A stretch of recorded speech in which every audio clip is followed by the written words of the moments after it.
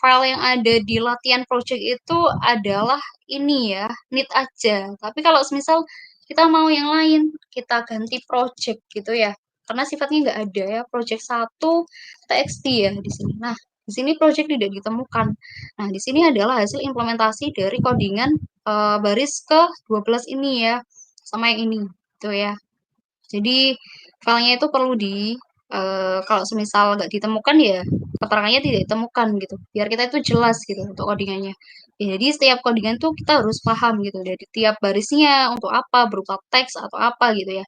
Yang printnya di sini ini adalah isi file sebelum dienkripsi. Nah, itu bagian yang ini ya. Sebelum dienkripsi itu ini ya, masukkan file yang ingin dienkripsi. Dan misalkan bentuknya TXT ya, TXT gitu. Kalau bentuknya gambar ya PNG, JPG dan lainnya gitu.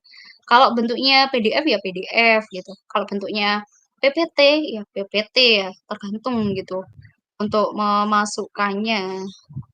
Nah, di sini kalau semisal error ya error gitu ya. File tidak dapat dibaca sebagai teks ya, menampilkan sebagai data biner. Nah, ini maksudnya gimana? Maksudnya di bagian ini ya, menampilkan dari data biner ya. Jadi data biner tuh nggak bisa dibaca ya oleh kita yang misal file yang bisa dibaca kan kayak misal gini, file terenkripsi. Nah, ini masih bisa dibaca.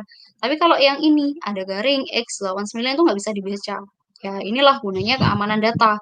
Biar apa? Biar tersamarkan gitu ya datanya. Nah, di sini pakai AS ya. AS itu adalah algoritmanya tadi. Kalau mau pakai yang bagian algoritma yang berbeda bisa ya. Nanti pasti ada tambahan dari enkripsinya yang ada. Dari tambahan codingannya itu perlu ditambah apa gitu ya. Di enkripsi, nah nanti di write di sini langsung teksnya itu muncul gitu ya. Kalau terenkripsi disimpan sebagai apa gitu. Misalkan filenya yang ini tersimpannya sebagai filenya itu init PNG enkripsi gitu. Gitu ya. Ini untuk penjelasan dari ini. Jadi setiap komponen yang ada di codingannya itu perlu dianalisis ya. Ini bagian mana, ini keluarnya mana gitu. Implementasinya di mana, print out-nya di mana gitu. Nah, di sini untuk menghapus juga bisa ya. Nah, di sini telah dienkripsi sebagai ini. Ini sebenarnya kita menggunakan yang kunci acak ya, dari 32. Nah, tadi yang udah dibahas di bagian PPT itu ada yang 256 ya. 256 itu ya 32 byte itu ya. Di sini atau 256 byte gitu. Dienkripsi, masukkan file yang ada. Seperti itu. Ya, apakah ada yang mau ditanyakan lagi? Oh ya, tadi untuk pertanyaannya Kak Lukmanul Hakim, apakah menjawab? Karena biasanya untuk link YouTube-nya itu biasanya di-share-nya itu juga butuh waktu juga ya, karena banyak juga yang melakukan webinar. Jadi perlu ada uh, untuk di-upload-nya juga perlu waktu gitu.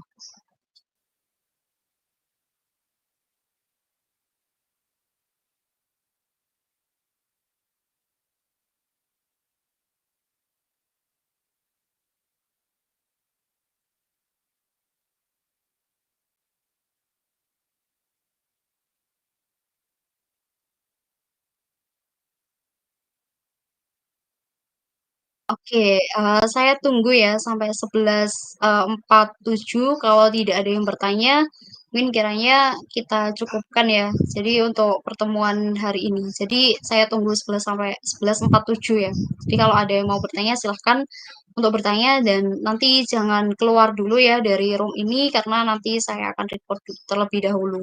Seperti itu. Ditunggu untuk pertanyaannya, kiranya kurang jelas silahkan ditanyakan.